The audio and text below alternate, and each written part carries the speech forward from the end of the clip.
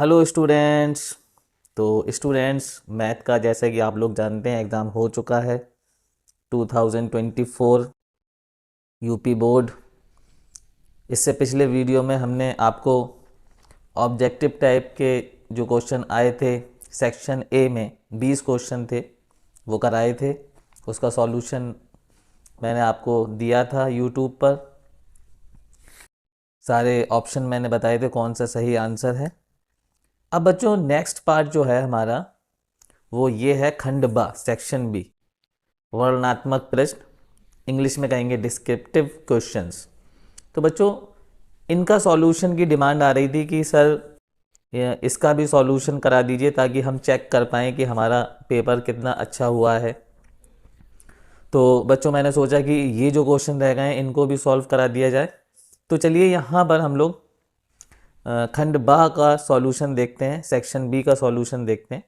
तो बच्चों यहाँ हिंदी में भी दिया है, इंग्लिश में भी दिया है। जो बच्चे हिंदी मीडियम से पढ़ रहे हैं वो हिंदी से पढ़ सकते हैं, मैं बहरहाल इंग्लिश में पढ़ूँगा। ठीक है, तो क्वेश्चन नंबर जो हमारा 1 है इसका फर्स्ट पार्ट ए। तो बच्चों यहाँ पर सवाल ये है कि ये देखिए यहाँ पर सवाल ये है कि if cot A equal to B upon A then prove that B sec A upon A cosec A equal to 1। ठीक है बच्चों, तो यहाँ पर हम लिख सकते हैं cot A equal to B upon A. ठीक है, ये हमें गिवन है। तो अगर ये हमें गिवन है तो यहाँ से हम इसको ये लिख सकते हैं 1/10 ए, क्योंकि कॉट ए को 1/10 ए लिखा जा सकता है, इक्वल टू बी अपॉन ए। अब बच्चों इसको हम लिख सकते हैं, अगर हम दोनों तरफ का रेसिप्रोकल ले लें तो 10 ए, कैपिटल ए एंगल है, इसकी वैल्यू हो जाएगी स्मॉल ए अपॉन बी, रेसिप्रोकल ले लिया। ठीक है, अब बच्चों हम आते हैं जो चीज़ हमें प्रूफ करनी है। ठीक है, हमें ये प्रूफ करना है B sec A capital upon में A cosec A capital equal to 1। अब बच्चों यहाँ से हम ये लेफ्ट हैंड साइड का यूज़ करेंगे। ठीक है, तो लेफ्ट हैंड साइड हम ले लेते हैं बी, यहाँ पर लिख भी सकते हैं left hand side B sec A upon में ए कॉसेक ए। ठीक है बच्चों, अब इसको हमें सॉल्व करना है और हमें इसको इक्वल टू 1 लाना है। तो बच्चों यहाँ से ये बी अपॉन ए को हम अलग लिख लेते हैं और सेक ए को हम लिख सकते हैं 1 अपॉन कॉज ए, और कॉसेक ए को हम लिख सकते हैं बच्चों 1 अपॉन साइन ए। अब बच्चों यहाँ पर आपको बताइए नीचे वाली चीज़ सबसे ऊपर जाएगी और ये वाली चीज़ यहाँ बीच में आ जाएगी। ठीक है, तो साइन चला जाएगा सबसे ऊपर, साइन ए बन जा साइन ए, तो बच्चों ये हो जाएगा साइन ए और अपॉन में आ जाएगा बच्चों कॉज ए। ठीक है बच्चों, अब यहाँ पर ये बी अपॉन ए जो है वो बाहर चल रहा था। ठीक है, वो हमने लिख लिया। अब साइन ए अपॉन कॉज ए बच्चों होता है 10 ए, जैसा कि आप जानते हैं, और बाहर चल रहा है ब्रैकेट के बाहर बी अपॉन ए। अब बच्चों यहाँ पर देखो 10 ए को हमने पहले ही निकाल लिया था, डिफाइन कर लिया था इसको कि 10 A equal to A upon B है। तो बच्चों बाहर चल रहा है बी अपॉन ए और 10 ए को लिख सकते हैं हम ए अपॉन बी यहाँ से बच्चों। ठीक है, अब बच्चों यहाँ से ए कैंसिल हो जाएगा, बी से बी कैंसिल होगा, बचा क्या हमारे पास बच्चों 1 बचा, जो कि हमारी राइट हैंड साइड थी। तो बच्चों इस तरह से इस सवाल का सॉल्यूशन होगा। चलिए बच्चों देखते हैं इसका बी पार्ट। ठीक है, तो बच्चों बी पार्ट देखेंगे, for which value of x the 2x x plus 8 and 3x plus 1 will be in arithmetic progression. तो यहाँ पर x की वैल्यू हमें निकालनी है और ये एक AP हमें दिया हुआ है। ठीक है, AP को हिंदी में यहाँ पर देख सकते हैं समानांतर श्रेणी। ठीक है, तो चलिए AP से हम लोग बात करते हैं। ये क्वेश्चन नंबर 1 का जो है सेकंड पार्ट है बच्चों। तो यहाँ पर जो AP बच्चों हमें गिवन है वो है 2x और सेकंड टर्म है x प्लस 8, थर्ड टर्म है बच्चों 3x प्लस 1।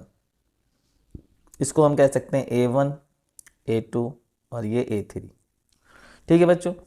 अब क्योंकि क्वेश्चन ने पहले ही डिफाइन कर दिया है कि ये एक AP है, तो हम यहाँ पर अगर कॉमन डिफरेंस निकालें D1 तो A2 माइनस A1 लिख सकते हैं। तो ये हो जाएगा बच्चों हमारे पास x प्लस 8 माइनस 2x। बच्चों इसको सॉल्व किया जाए तो x माइनस 2x हमें देगा माइनस x और 8 हमें प्लस में मिल जाएगा। तो ये आया हमारा कॉमन डिफरेंस। अच्छा बच्चों, अब हम कॉमन डिफरेंस दूसरी तरह से भी निकाल सकते हैं।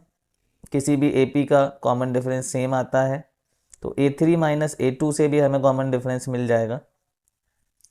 तो हम यहाँ पर ये कर लेते हैं 3x plus 1 minus x plus 8। ठीक है।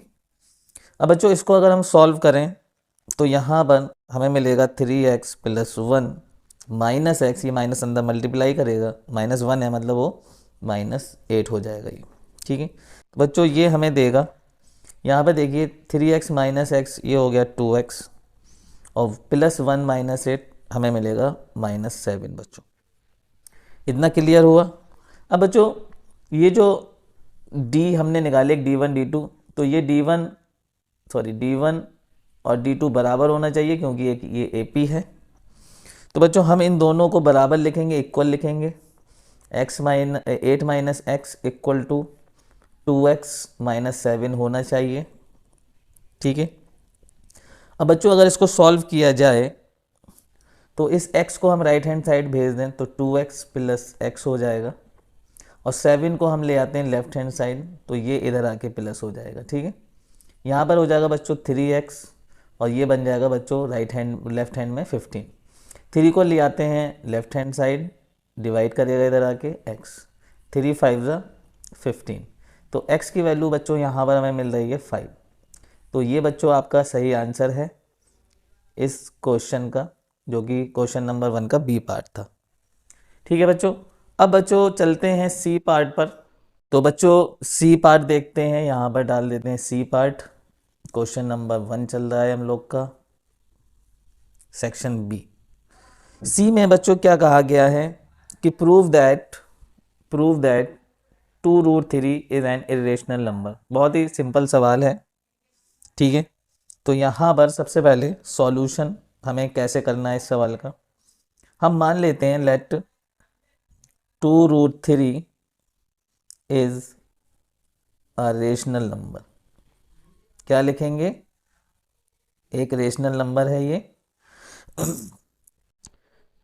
तो बच्चों अब हम कहेंगे कि इसका जो को प्राइम है वो हम फाइंड करते हैं, ये किसी न किसी A/B के इक्वल होगा, क्योंकि रेशनल नंबर को आप A/B की फॉर्म में लिख सकते हैं, या फिर हम कहें बुक की लैंग्वेज के हिसाब से P/Q की फॉर्म में लिख सकते हैं। तो फिर हम लिखेंगे नाउ वी कैन फाइंड को प्राइम का मतलब जब हम उसको फ्रैक्शन फॉर्म में लिखेंगे एक तरह से कहें तो वो को प्राइम होना चाहिए, दोनों नंबर सिंपलेस्ट फॉर्म में होना चाहिए। ठीक है। B नॉट इक्वल टू 0 रहेगा, यहाँ पर डिनोमिनेटर 0 नहीं होना चाहिए। तो सच दैट बच्चों ये सॉल्यूशन इसी तरह से इसका लिखना पड़ेगा। तो 2√3 अगर रेशनल नंबर है तो हम इसको कुछ A/B की फॉर्म में लिख सकते हैं। ठीक है बच्चों। अब बच्चों इसको अगर हम रीअरेंज करें, क्योंकि हमने इसको मान लिया कि ये रेशनल नंबर है, इसको हम रीअरेंज करें। मैं आपको बिल्कुल ऐसे सॉल्यूशन करा रहा हूँ जैसे कि आपको पेपर में लिखना था, या जो आने वाले बच्चे हैं जो आप नेक्स्ट ईयर जो है 10th का एग्ज़ाम देंगे वो कैसे करेंगे सॉल्यूशन को। ठीक है। रीअरेंजिंग हमने यहाँ पर करा। तो हम 2 को ले आते हैं राइट हैंड साइड, तो इधर आ जाएगा √3 और 2 इधर आकर डिवाइड करेगा, तो ये हो जाएगा 2b। अब बच्चों जैसा कि हम लोग जानते हैं कि √3 तो एक इरेशनल नंबर है, वी नो दैट, और मैं छोटे से छोटा कराने की कोशिश कर रहा हूँ। √3 इज एन इरेशनल नंबर।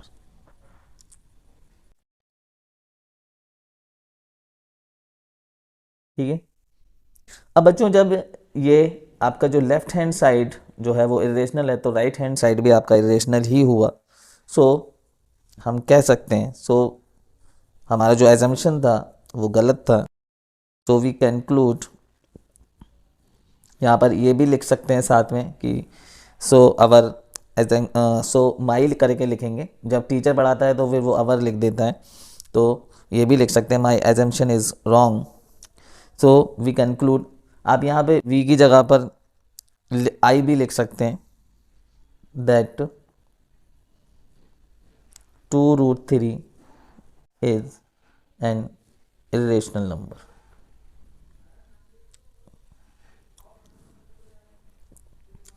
तो इस तरह से हमें ये थोड़ा सा कट गया था, इस तरह से हमें इस क्वेश्चन का सॉल्यूशन करना है। तो चलिए बच्चों चलते हैं हम लोग डी पार्ट की तरफ। ठीक है, यहाँ पर देखिए डी पार्ट में क्या पूछा है, volume of a cube is 729 cubic centimetre, find its total surface area. दो नंबर के ये सवाल हैं और बहुत ही आसान पेपर था, जैसा कि मैंने पेपर देखा। तो एक क्यूब है कोई, मान लो ऐसे अपना थोड़ा सा दिमाग काम करने लगे, उसके लिए हम एक क्यूब बना भी सकते हैं इस तरह से। तो इसका जो वॉल्यूम है, इससे थोड़ा सा फिगर से क्या होता है, कॉन्फिडेंस आता है और कुछ नहीं। वॉल्यूम जो है इसका वो 729 सेंटीमीटर क्यूब है बच्चों। तो ये हमें गिवन है और हमसे पूछा है टोटल सरफेस एरिया। बच्चों यहाँ पर देखिए टोटल सरफेस एरिया, तो हमें इसकी एज पता होनी चाहिए। एज का मतलब इसकी कोई भी एक साइड हमें पता चल जाए, लेंथ ब्रेथ या हाइट में से, क्योंकि क्यूब में तीनों ही चीज़ें बराबर होती हैं। तो वॉल्यूम ऑफ क्यूब का फॉर्मूला हमें यहाँ पर आना चाहिए। 9th क्लास का सवाल है ये, 10th में दे दिया है। कई सवाल ऐसे हैं जो 9th क्लास के थे और इस पेपर में आए हैं। ठीक है, तो इसीलिए इसी बेसिस पे मैंने कहा कि पेपर बहुत इजी था। ये भी आपका 9th बेसिस क्वेश्चन है। क्यूब ये होता है ए का क्यूब। ठीक है बच्चों, तो यहाँ पर ये चीज़ तो हमें गिवन है 729 इक्वल टू ए का क्यूब। अब बच्चों ये जो क्यूब है उसको हम ले आते हैं लेफ्ट हैंड साइड, तो यहाँ पर आ जाएगा 729 पर क्यूब आ जाएगा बच्चों। ठीक है, इक्वल टू इधर रह जाएगा ए। अब बच्चों इसको जब आप सॉल्व करोगे, ठीक है, तो ये 9 का क्यूब है। किसका क्यूब है बच्चों, ये 9 का क्यूब है। 9 इंटू 9 आप करोगे, ठीक है, तो आपको 729 मिलेगा। ठीक है, तो बच्चों ये 9 का क्यूब है, तो ए की वैल्यू यहाँ से हमें मिल गई 9 सेंटीमीटर। अब बच्चों जब आपको ए की वैल्यू 9 सेंटीमीटर मिल गई, तो आप बहुत आसानी से इसका टोटल सरफेस एरिया निकाल सकते हैं। अब बच्चों यहाँ पर लिख देंगे total surface area of cube, तो वो हो जाएगा 6a²। अब बच्चों 6 और साइड हमें पता चल गई 9 इंटू 9, तो बच्चों यहाँ पर हो जाएगा 9 9 ज़ा 81 और 6 से इसमें मल्टीप्लाई करेंगे तो 6 1 ज़ा 6 और 6 8 ज़ा 48 सेंटीमीटर स्क्वायर। क्योंकि ये सरफेस एरिया था तो स्क्वायर लगाना ना भूले, इस पे मार्क्स आपके कट सकते हैं। चलिए बच्चों चलते हैं डी के बाद ई पार्ट पर, देखते हैं ई पार्ट में क्या कहा गया है। बच्चों ये है E part, find the coordinates of the point dividing the line segment formed by joining the points 2, -3 and -4, 6 in the ratio 1:2। तो बच्चों एक लाइन है जो कि इन दो पॉइंट्स को मिलाने से बनती है। ये हमने एक लाइन बना ली। यहाँ पर बच्चों जो पॉइंट है, मान लो वो ए पॉइंट है और वो हमें क्वेश्चन में दिया हुआ है 2, -3 और दूसरा पॉइंट बच्चों में दिया है -4, 6। ये हमने बी पॉइंट ले। अब बच्चों कोई पॉइंट है, मान लो यहाँ पर कोई सी पॉइंट है, वो पॉइंट इस लाइन को 1:2 में डिवाइड कर रहा है। इसको हम m और इसको हम n कह देंगे, ठीक है, क्योंकि यहाँ पर सेक्शन फार्मूला का यूज़ होगा और यहाँ के कोऑर्डिनेट हम मान लेंगे x, y। अब बच्चों यहाँ पर हमें अगर x की वैल्यू निकालनी है तो आप जानते हैं सेक्शन फार्मूला क्या होता है, mx2 प्लस nx1 अपॉन में m प्लस n। बच्चों यहाँ पर बस वैल्यूज़ रखनी है। m हमारा 1 है और x2 को हम ये मान लेंगे -4 प्लस n हमारा 2 है और x1 हमारा यहाँ से आ जाएगा 2। तो बच्चों यहाँ पर नीचे आ जाएगा 1 + 2। बच्चों यहाँ पर ये मिला हमें -4 और ये मिला 2 2 ज़ा 4 अपॉन में 3। अब 4 - 4 मतलब ये प्लस का 4 और -4 ये हो जाएगा 0/3 और ये आ जाएगा हमारे पास 0। बच्चों इसी तरह से हम y निकालेंगे। y के लिए my2 प्लस ny1 अपॉन में बच्चों m + n। बच्चों यहाँ से m की वैल्यू 1 रखेंगे, y2 हमारा 6 हो रहा है प्लस 2 और y1 हमारा -3 हो रहा है, यहाँ अपॉन में 1 + 2। बच्चों यहाँ से मिल जाएगा हमें 6 - 6 अपॉन में 3। अब 6 - 6 हो जाएगा बच्चों 0/3, तो ये भी मिला हमें 0। तो बच्चों यहाँ पर जो हमारा C पॉइंट था, जो हमारा पॉइंट C था, कोऑर्डिनेट्स इसके बच्चों हमारे हो जाएंगे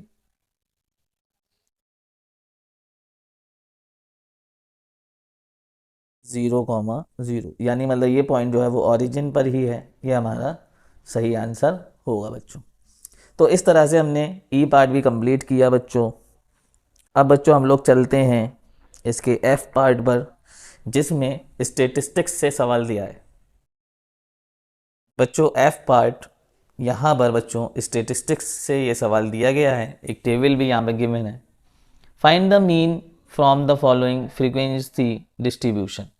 ये हमें एक टेबल दिया गया है बच्चों। यहाँ पे हमें फ्रीक्वेंसी डिस्ट्रीब्यूशन टेबल हमें गिवन है, हमें यहाँ पर मीन निकालना है। तो बच्चों यहाँ पर हम ये टेबल बना के दिखाएंगे एग्जाम पेपर में।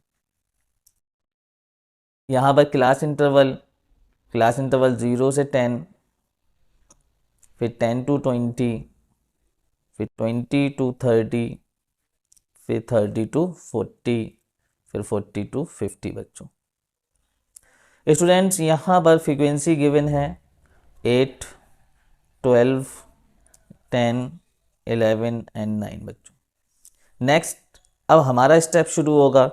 सबसे पहले हम xi फाइंड करते हैं। अब बच्चों xi क्या होता है, इन दोनों को सम करेंगे और 2 से डिवाइड करेंगे, 5 आएगा। फिर क्योंकि हम देख रहे हैं यहाँ पर 10 का डिफरेंस है इंटरवल्स में, तो हम 10 10 इसमें जोड़ते जाएंगे। ये हो जाएगा बच्चों 15, फिर 25, फिर 35, फिर 45। अब बच्चों हमें लास्ट चाहिए होगा xi fi। बच्चों मल्टीप्लाई कर लेंगे, 8 5 ज़ा 40 बच्चों। 12 का 15 से मल्टीप्लाई करेंगे बच्चों 180 आएगा, और 10 का 25 से करेंगे 250 आ जाएगा हमारा आंसर। बच्चों 11 × 35 हो जाएगा 385। बच्चों यहाँ पर 45 × 9 करेंगे, आ जाएगा 405। अब बच्चों लास्ट में यहाँ पे चाहिए होता है सिग्मा xi fi। इन सबको ऐड करना है तो ये आ जाएगा 1260, और यहाँ पर बच्चों हमें चाहिए होता है सिग्मा fi। बच्चों इसको ऐड करेंगे, ये आएगा बच्चों 50। अब बच्चों मीन का फॉर्मूला यहाँ पर, क्योंकि ये डायरेक्ट मेथड है, क्या हो जाएगा सिग्मा xi fi अपॉन में सिग्मा fi। बच्चों यहाँ पर वैल्यू पुट करेंगे 1260 अपॉन में 50। 0 से ये 0 कैंसिल हो रहा है बच्चों, 5 से डिवाइड करेंगे, आंसर आएगा 25.2। तो बच्चों ये था मीन हमारा। बहुत ही सिंपल ये सवाल 2 नंबर में पूछा गया है। इस तरह से बच्चों ये क्वेश्चन नंबर 1 के सारे पार्ट हमने कर लिए जो कि 2-2 नंबर में पूछे गए थे। अब बच्चों नेक्स्ट हमारे पास है यहाँ पर question number 2, do any 5 parts. यहाँ से आपको 5 पार्ट करना है और यहाँ पर अगर हम देखें तो यहाँ पर जो है मेरे ख्याल से 6 पार्ट होंगे, ठीक है। तो 1 2 3 4 5 6, तो एक आप कोई भी छोड़ सकते हैं, लेकिन क्योंकि मैं सॉल्यूशन करा रहा हूँ मैं पूरा ही कर दूंगा, ठीक है। तो आपको जो आपने एक छोड़ा होगा और जो बच्चे अब आगे 2025 में एग्ज़ाम देंगे वो छोड़ सकते हैं, ठीक है। तो ये एक आपके लिए थोड़ी सी राहत होती है कि आप एक सवाल जो आपको नहीं आ रहा हो वो छोड़ सकते हैं। तो यहाँ पर सबसे पहले ये 4-4 नंबर में सवाल हैं बच्चों। यहाँ पर पेपर आपके वीडियो के साथ मैंने इसलिए लगाया हुआ है ताकि आपको पता चलता रहे कि कौन सा क्वेश्चन का सॉल्यूशन ये चल रहा है। चलिए बच्चों क्वेश्चन नंबर 2 सेक्शन बी का और इसका ए पार्ट हम लोग शुरू करते हैं। क्या कहा गया है, in which ratio does the point, coordinate geometry का क्वेश्चन है, -4,6 divides the line segment made by joining point A -6,10 and B 3,-8। तो बच्चों यहाँ पर एक लाइन सेगमेंट है जो 2 पॉइंट्स के बीच में है और ये पॉइंट है A और ये पॉइंट है B। A के कोऑर्डिनेट्स बच्चों यहाँ पर गिवन है -6,10 और B के कोऑर्डिनेट्स बच्चों यहाँ पर गिवन है 3,-8। बच्चों कोई पॉइंट है एक और जो कि यहाँ बीच में है, कहीं पर भी हो सकता है, 4,6। बच्चों हमसे पूछा गया है कि ये किस रेशियो में इस लाइन को डिवाइड कर रहा है। तो इस तरह के क्वेश्चन में हम मान लेते हैं लेट रेशियो टू बी के रेशियो 1 बच्चों, ठीक है, के रेशियो 1। तो बच्चों यहाँ पर हमने मान लिया के रेशियो 1, तो यहाँ पर हो गया के रेशियो 1। अब बच्चों ये चीज़ आएगी m की जगह पर और ये आएगी सेक्शन फार्मूला में n की जगह पर। सेक्शन फार्मूला हमारा क्या होता है बच्चों, x की वैल्यू अगर हम निकालें तो m x2, पिछले क्वेश्चन में मैंने लिखा n x1 अपॉन में m प्लस n। बच्चों यहाँ से इसको अगर x2 y2 कहें और इसको x1 y1 कहें तो हम क्या लिखेंगे, तो बच्चों यहाँ पर हम लिखेंगे कि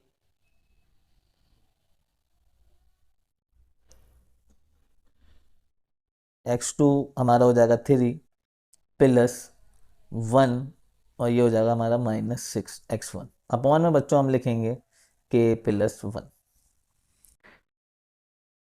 अब बच्चों ये x की वैल्यू तो हमें यहाँ पर पता है क्योंकि ये पॉइंट हमें पहले से गिवन है, तो यहाँ पर हम x की जगह पे -4 लिख देंगे इक्वल टू, ये हो जाएगा बच्चों 3k और यहाँ से मिलेगा हमें -6 बच्चों नीचे अपॉन में है k प्लस 1। अब बच्चों ये जो k प्लस 1 है इसको हम ले जाते हैं लेफ्ट हैंड साइड, तो यहाँ पर ये 4 इससे मल्टीप्लाई करेगा -4k और -1 से मल्टीप्लाई करेगा -4 तो -4 आ जाएगा। बच्चों इधर हमारे पास बचा 3k -6। अब बच्चों हमें सॉल्व करना है, क्या करेंगे, इस 4 को ले आते हैं इधर की तरफ, तो -4k equal to 3k -6 plus 4 बच्चों। और बच्चों 3k को ले आते हैं हम लेफ्ट हैंड साइड, तो ये हो जाएगा -4k -3k इक्वल टू, इधर बच्चों -6 प्लस 4 हो जाएगा -2 और ये बच्चों हो जाएगा -7k इक्वल टू -2। जो माइनस है ये माइनस कैंसिल हो जाएगा, k की वैल्यू आ जाएगी हमारे पास 2/7 बच्चों k की वैल्यू क्या आ गई 2/7, तो हमारा रेशियो भी आ गया, समझो रेशियो हमारा क्या आ गया, रेशियो आ गया हमारा 2:7। तो बच्चों ये जो पॉइंट है वो इस लाइन को 2:7 में डिवाइड करेगा और यही आपका सही आंसर है। बच्चों ये एनसीईआरटी का क्वेश्चन है एग्जाम्पल का, तो एनसीईआरटी से ही, सॉरी ये दिखा नहीं है आपको, तो एनसीईआरटी से ही ये क्वेश्चन लिया गया है, एग्जाम्पल का ये क्वेश्चन है। तो बी क्वेश्चन में क्या कहा गया है बच्चों, the length of tangent from a point A at distance 7.5 centimetre from the centre of the circle is 6, find the radius of the circle. तो बच्चों ये सवाल है यहाँ पर बी पार्ट। तो हमारे पास एक सर्किल है, इसका सेंटर ये है। तो कोई ए पॉइंट है, मान लो ए पॉइंट यहाँ पर है, यहाँ से एक टेंजेंट ड्रॉ किया गया, ठीक है, जिसकी लेंथ बच्चों जो है वो 6 सेंटीमीटर है, जिसकी लेंथ 6 सेंटीमीटर है। और इस पॉइंट को अगर हम सेंटर से जोड़ दें, क्वेश्चन कह रहा है, तो ये 7.5 सेंटीमीटर।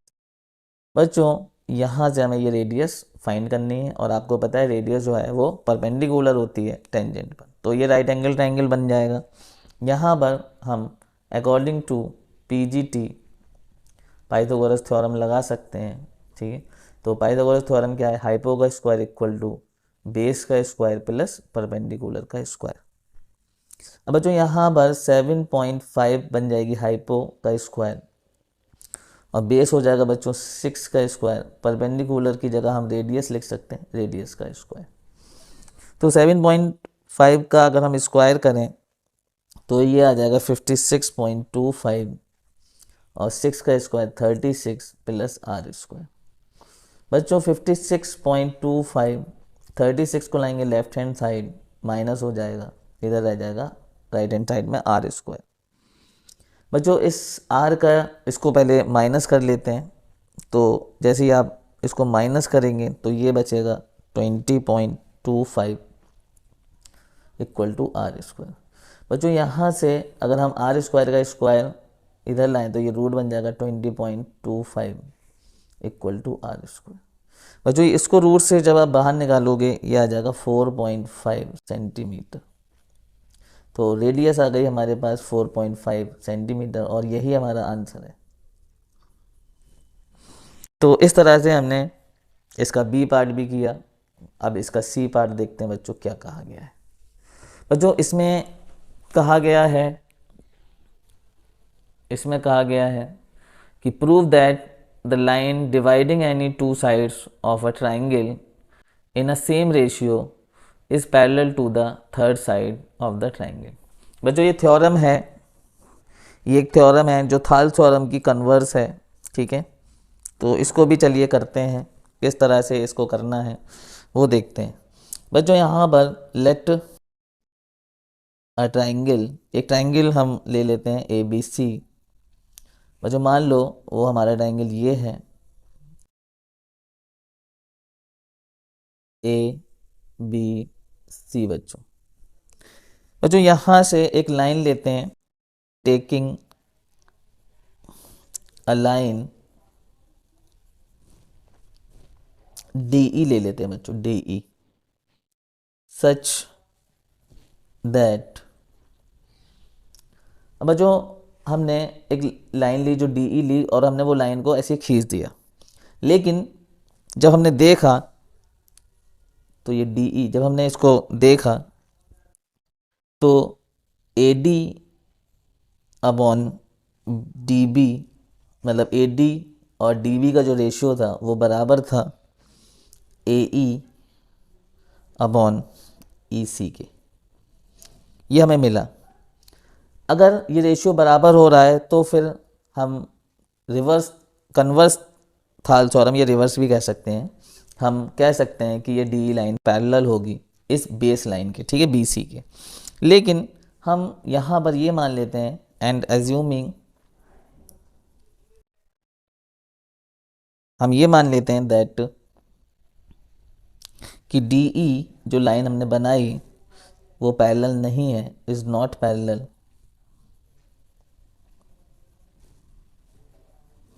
To B C. हम मान रहे हैं इसको, ठीक है।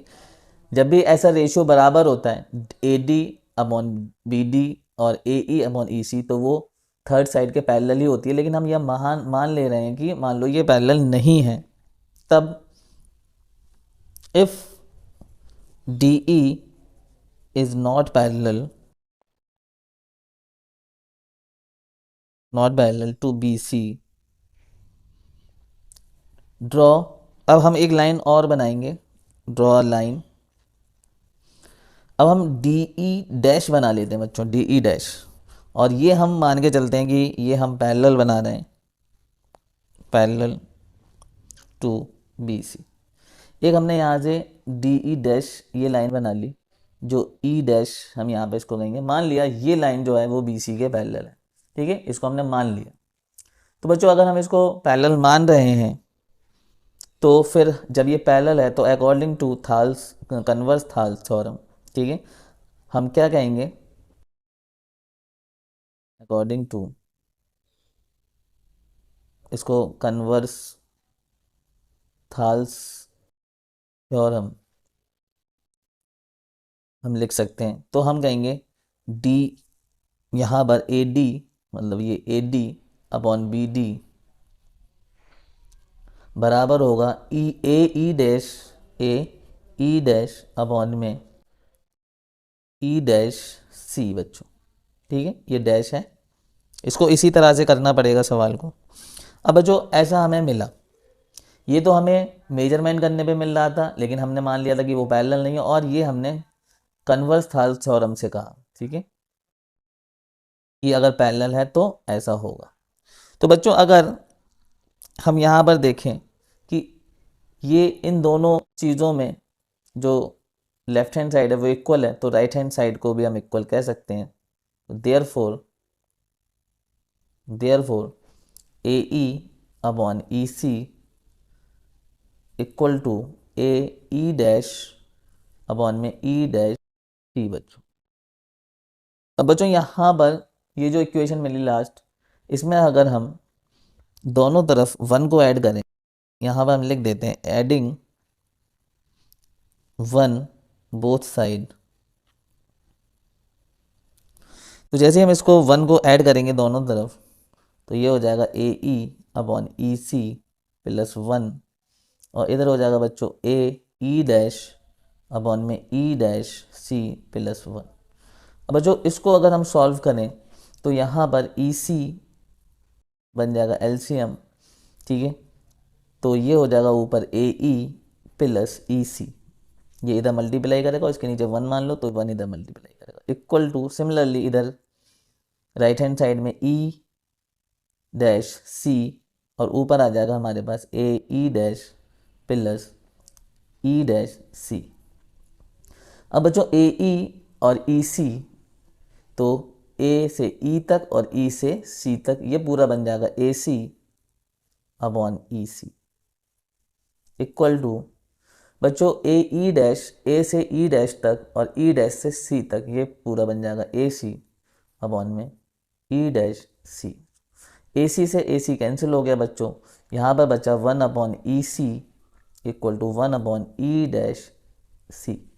बच्चों रेसिप्रोकल लें तो E C equal to E dash C, मतलब ये जो पार्ट है बच्चों और ये जो पार्ट है वो सेम ही है बच्चों, इसका मतलब ये हुआ, ठीक है। तो इस बेसिस पे हम कह सकते हैं, तो यहाँ पर नेक्स्ट पेज पे मैं जाना नहीं चाह रहा हूँ तो यहीं पे लिख देंगे। सो यहाँ पर जो हमसे पूछा गया था, ठीक है, कि line dividing any two sides of triangle in a same ratio in parallel to the third side, ठीक है, तो यहाँ पर हम वही बात लिख देंगे, ठीक है, कि the line dividing any two sides of, अब बच्चों में नेक्स्ट पेज पे जाना ही पड़ेगा। यहाँ पर आपने देखा मैंने क्या लिखा, ठीक है, मैंने बोल दिया है, वैसे इसे ज़रूरत नहीं थी, लेकिन आपको ज़रूरत है एग्ज़ाम के अंदर, इसको आपको ज़रूरत है इसको दिखाने की, ठीक है। तो that the line dividing any two sides, यहाँ से dividing any two sides,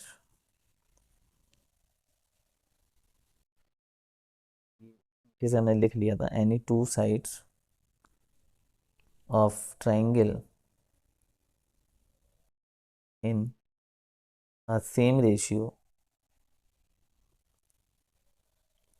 is parallel to the third side.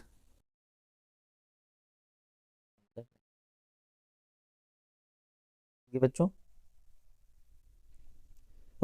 चलते हैं, ये हमने सी पार्ट किया, अब हम चलते हैं डी पार्ट पर बच्चों। तो डी पार्ट में क्या कहा गया है, sum of the digit of a 2 digit number is 12। 2 digit का नंबर है और उन दोनों डिजिट को अगर हम जोड़ दें 12 हो जाता है। The number formed by interchanging the digit is 18 more than original number. तो 18 ज़्यादा है, अगर डिजिट को इंटरचेंज कर दें तो नया नंबर 18 ज़्यादा है ओरिजिनल नंबर से। फाइंड द नंबर, तो नंबर क्या होगा। तो बच्चों बहुत आसान सवाल, तो इसका डी पार्ट करते हैं बच्चों। तो बच्चों यहाँ पर हम मान लेते हैं let unit digit to be x. अब बच्चों 10 प्लेस डिजिट टू बी हम मान लेते हैं वाई। तो जो नंबर हमारा यहाँ से क्या हो जाएगा, तो नंबर हमारा हो जाएगा यहाँ से। अच्छा, इसको पहली चीज़ इन्होंने कहा कि दोनों डिजिट को, नंबर को अभी छोड़ते हैं। इन्होंने कहा कि दोनों डिजिट का अगर हम सम कर दें तो ये हो जाता है 12 हो जाता है बच्चों, ठीक है। ये हमें इक्वेशन मिल जाएगी और यहाँ से नंबर हम अगर निकालें तो नंबर हो जाएगा हमारा 10y, क्योंकि वो 10 प्लेस पे है तो 10y प्लस एक्स, ठीक है। ये हमें नंबर मिलेगा। अब बच्चों हम इंटरचेंज कर देते हैं, ठीक है। क्वेश्चन में कहा गया इंटरचेंजिंग डिजिट। तो जब हम इसको इंटरचेंज करेंगे तो यूनिट डिजिट हमारी क्या हो जाएगी बच्चों, यूनिट डिजिट हमारी हो जाएगी y और 10 प्लेस डिजिट हो जाएगी हमारी x। तो हमारा नंबर क्या हो जाएगा बच्चों यहाँ से, तो नंबर हो जाएगा हमारा 10x प्लस वाई। अब जो इन्होंने कहा ये जो नंबर आया वो पुराने नंबर से 18 ज़्यादा था, ठीक है। तो हमने जो पुराना नंबर था उसमें 18 और जोड़ दिया तो ये नए नंबर के बराबर ही हो गया, तो हमने इसको लिख दिया बराबर। अब जो यहाँ से अगर हम सॉल्व करें तो देखिए इस x को इधर ले जाते हैं और y को इधर ले जाते हैं, ठीक है। तो या y इसको भी उधर ही ले जाते हैं, 10y को इधर रह जाएगा 18 equal to 10x minus x plus y minus 10y। तो बच्चों ये हो जाएगा 10x में से x गया 9x माइनस, यहाँ पर इसको सॉल्व करें तो माइनस 9y इक्वल टू 18। इसको बच्चों अगर हम 9 से डिवाइड कर दें इस इक्वेशन को तो हमें मिलेगा x minus y equal to 2। Equation number 2 कह देंगे इसको इक्वेशन नंबर 1 कह देंगे। नाउ बच्चों इन दोनों को अगर हम सॉल्व करें तो हमें क्या मिलेगा, x plus y equal to 12 और x minus y equal to 2। यहाँ पर बच्चों हम इनको ऐड कर देंगे क्योंकि हमें y वाली टर्म में सेम मिल रहा है और साइन भी अलग अलग है, तो ये कैंसिल आउट हो जाएगा, ये होगा 2x और ये बनेगा 14। तो बच्चों यहाँ से x की वैल्यू आ जाएगी 14/2 इक्वल टू 7। तो x मिल गया बच्चों हमें 7।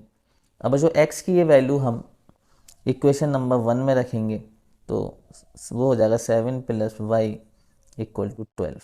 तो बच्चों y इक्वल टू आ जाएगा 12 माइनस 7, तो y की वैल्यू आ गई बच्चों 5। तो इस तरह से बच्चों हमारा नंबर क्या होगा, तो बच्चों नंबर हमारा शुरुआत में क्या था 10y प्लस एक्स। तो यहाँ पर y की वैल्यू क्या आई 5 लिखेंगे प्लस x की वैल्यू आई 7। 10 5 50 एंड 7 बच्चों नंबर आ गया हमारे पास 57 और यही आपका आंसर है। बच्चों यहाँ पर अगर हम देखें तो ई में क्या है, find the roots of the quadratic equation. ये हमें एक क्वाड्रेटिक इक्वेशन गिवन है, इसका हमें रूट निकालना है बच्चों।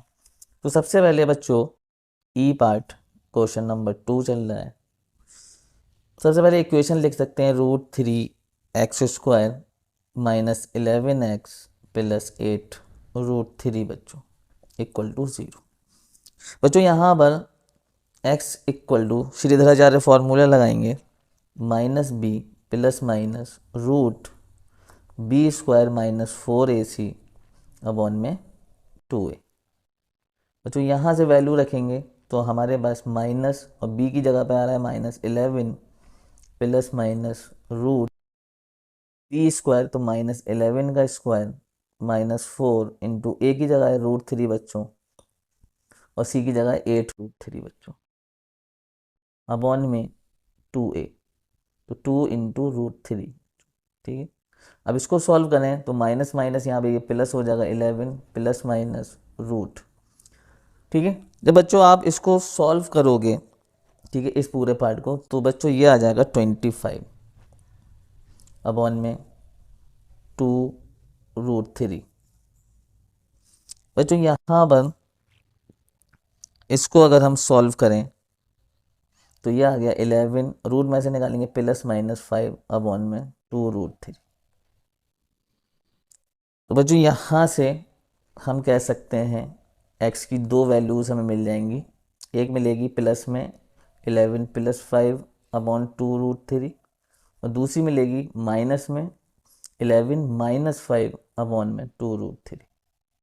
तो जो यहाँ से x की वैल्यू आएगी 16 अपॉन 2√3 और यहाँ से वैल्यू आएगी 11 माइनस 5 अगर हम कर दें तो ये मिल जाएगा हमें 6/√3।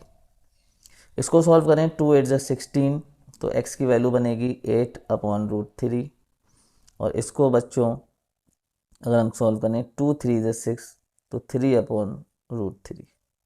तो जो ये वैल्यू हो सकती है, और इसको बच्चों अगर हम √3 भी लिख सकते हैं। ठीक है, इसको बच्चों हम √3 भी लिख सकते हैं। तो यहाँ पर ये दो रूट्स हमें मिल गए बच्चों। ठीक है, एक √8 अपॉन √3 और दूसरा हमें मिला 3 अपॉन √3 और 3 अपॉन √3 को हम √3 भी लिख सकते हैं। ठीक है, तो ये हमारा ई पार्ट कंप्लीट। अब बच्चों इसका जो एफ पार्ट है, एफ पार्ट, ठीक है, क्वेश्चन नंबर 2 का एफ पार्ट। एफ पार्ट में बच्चों क्या कहा गया है कि यहाँ पर एक डिस्ट्रीब्यूशन टेबल है और हमें मीन निकालना है। ठीक है, क्या निकालना है? हमें मीन निकालना है। तो मीन निकालते हैं, तो मीन निकालने के लिए टेबल बनानी पड़ेगी। यहाँ क्लास इंटरवल 0 से 10, 10 से 20, 20 से 30, 30 से 40, 40 से 50 बच्चों। यहाँ पे फ्रीक्वेंसी बच्चों हमारे पास क्या क्या है? 2, 8, 20, 15 एंड 5। और जो क्या निकालना है हमें? मीडियन कम्युलेटिव फ्रीक्वेंसी चाहिए होगी। तो ये आ जाएगा 2, फिर ये आ जाएगा 10, फिर ये आ जाएगा 30, फिर ये आ जाएगा 45, फिर ये आ जाएगा 50 बच्चों। अब बच्चों यहाँ पर 50 आ गया तो n/2 कितना आ गया? 50 अपॉन 2, तो ये बच्चों मिल गया हमें 25। और जो मीडियन का फॉर्मूला क्या होता है? मीडियन का फॉर्मूला होता है L plus bracket n upon 2 minus CF upon में F और इनटू में H। ठीक है, अब यहाँ से L, तो L कैसे पता करेंगे? मीडियन क्लास निकालनी पड़ेगी। तो 25 से बड़ा और उसके आसपास हमें मिल रहा है 30, तो ये बन गई आपकी मीडियन क्लास। तो यहाँ से L क्या होगा? ये 20 प्लस n/2 की वैल्यू 25, CF क्या होगी? इस मीडियन क्लास से ऊपर वाली कम्युलेटिव फ्रीक्वेंसी 10 अपॉन में फ्रीक्वेंसी 20 है मीडियन क्लास की, इनटू में H कितना चल रहा है बच्चों? यहाँ पे 10 का डिफरेंस है। ठीक है, अब जो इसको बस सॉल्व करना है 20। अब देखिए 25 से 10 को माइनस निकाला, क्या आ गया? 15 अपॉन 20 और ये इंटू 10। 0 से ये 0 कैंसिल हो गया बच्चों। तो यहाँ पर 20 प्लस 15 अपॉन 2 को हम लिख सकते हैं 7.5। तो बच्चों ये हो जाएगा 27.5 बच्चों। तो ये आ गया मीडियन हमारा बच्चों। तो ये क्वेश्चन नंबर 2 हमारा पूरा कंप्लीट। अब बच्चों देखिए यहाँ से क्वेश्चन नंबर 3 है शुरू हुआ है और 6 नंबर के ये क्वेश्चन है बच्चों। मैंने सारे ही क्वेश्चन कराए, तो बच्चों बहुत ज़्यादा लेंथी ये वीडियो हो जाएगा, 50 मिनट का हो चुका है लगभग। तो हम लोग नेक्स्ट वीडियो में ये जो लॉन्ग आंसर क्वेश्चन है जो 6 नंबर में पूछे गए, ठीक है, ये वाले जो 6 नंबर में पूछे गए, इसको हम लोग करेंगे। ठीक है, तो मुझे कमेंट करके ज़रूर बताएं सॉल्यूशन आपको समझ में आए या नहीं, कमेंट करें। ठीक है, तो गुड बाय और wish you all the best for your next exams. ठीक है।